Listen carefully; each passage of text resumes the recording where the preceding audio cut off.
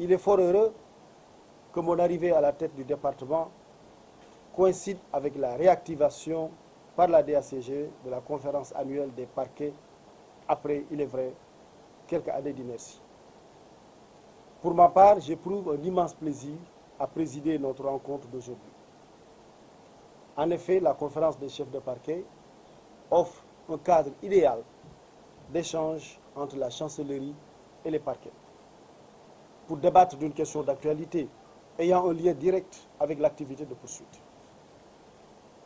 Elle participe également à la consolidation des liens solidaires entre membres d'un corps indivisible, hiérarchisé et ayant la mission commune de sauvegarde de l'ordre public.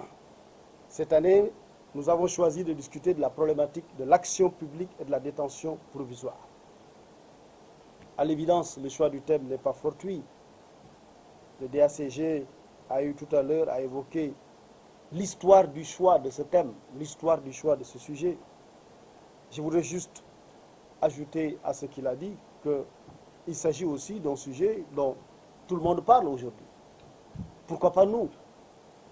Pourquoi laisser le champ, le terrain à ceux qui ne sont pas les mieux placés pour en parler, alors que nous-mêmes, nous pouvons en parler? Il s'y ajoute, M. le bâtonnier, vous l'avez relevé, qu'il n'y a pas de question taboue et que la question, au regard de la réalité de l'état de droit au Sénégal, devrait peut-être évoquer là où il le faut, par aussi ce qu'il faut.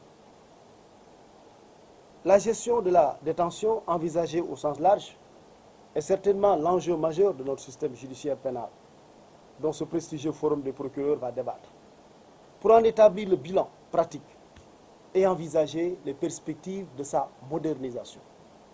Parce que c'est de cela qu'il s'agit. Madame, Messieurs les procureurs, vous percevez bien la délicatesse de l'exercice de questionnement sur la détention dans un système judiciaire bâti autour du principe de la présomption d'innocence.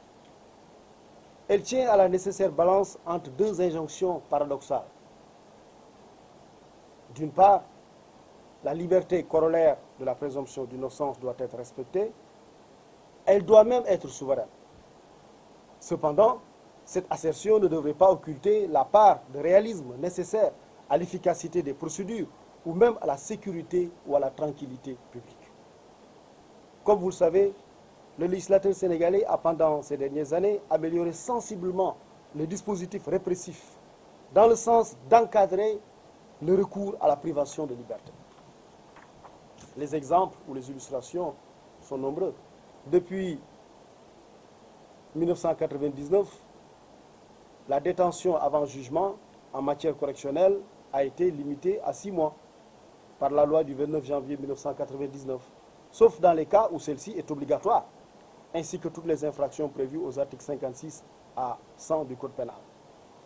En vertu de cette même loi, il est interdit en matière correctionnelle, lorsque le maximum de la peine est inférieur à 3 ans, de détenir provisoirement la personne régulièrement domiciliée dans le ressort du tribunal.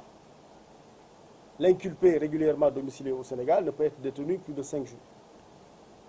En outre, l'humanisation de la sanction pénale s'est traduite l'année suivante par l'adoption des lois de 2000. Loi 2038 et 2039 du 29 décembre 2000, ainsi que le décret d'application du 4 mai 2001 portant sur l'aménagement des peines. En ce qui concerne les difficiles questions de la surpopulation carcérale, sur laquelle nous reviendrons, et des longues détentions préventives avant jugement, elles ont connu un début de solution dans la simplification des procédures criminelles opérées par la loi du 23 septembre 2008 qui avait atténué le double degré d'instruction et donné la possibilité aux magistrats instructeurs, à la clôture de son information, de saisir directement la cour d'assises des parties de son jury populaire. L'accélération du traitement des dossiers criminels a été parachevée 6 ans plus tard par la loi du 3 novembre 2014 qui a supprimé les cours d'assises, émanation des cours d'appel pour les remplacer par les chambres criminelles, formation logée au sein des tribunaux de grande instance. Cette réforme a pour ambition d'assurer la permanence des audiences de la justice criminelle et son rapprochement des justiciables en vue de résorber considérablement le taux de détention avant jugement. Enfin, dans le cadre de la récente réforme de la procédure pénale opérée par la loi du 3 novembre 2016, le législateur sénégalais, soucieux de rendre plus effectives certaines mesures alternatives à l'incarcération, a donné aux juges la possibilité de substituer aux courtes peines d'emprisonnement le travail au bénéfice de la société prévu par l'article 44-1 du Code pénal. On aurait pu ajouter parmi ces mesures celle qui a été évoquée tout à l'heure par le bâtonnier de l'ordre des avocats et qui est relative à l'impératif de la présence de l'avocat dès la première heure de l'interpellation.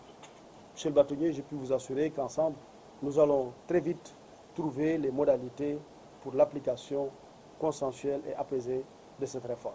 Force est de reconnaître que de nos jours encore, dans la pratique des parquets, il y a l'impression que le recours à la détention prend trop souvent le dessus sur le principe de liberté. En effet, il existe dans notre pays un sentiment, on peut même dire une perception, amplifiée par les médias et les activistes des droits de l'homme, qui sont bien dans leur rôle, que l'on entre de plus en plus facilement en prison et qu'on y reste parfois plus longtemps que de raison. Les procureurs sont souvent considérés comme responsables. La faute, entre autres, au mandat de dépôt qui semble faire corps avec la procédure de flagrance. La perception n'est pas la réalité, mais la perception est toujours importante.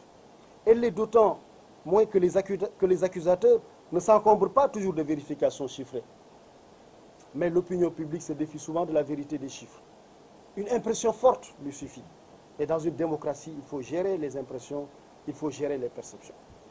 Il n'y a pas à s'alarmer, mais il y a matière à réflexion, à méditation sur d'éventuels dysfonctionnements ou anomalies de notre système judiciaire, ayant pour conséquence la privation de la liberté.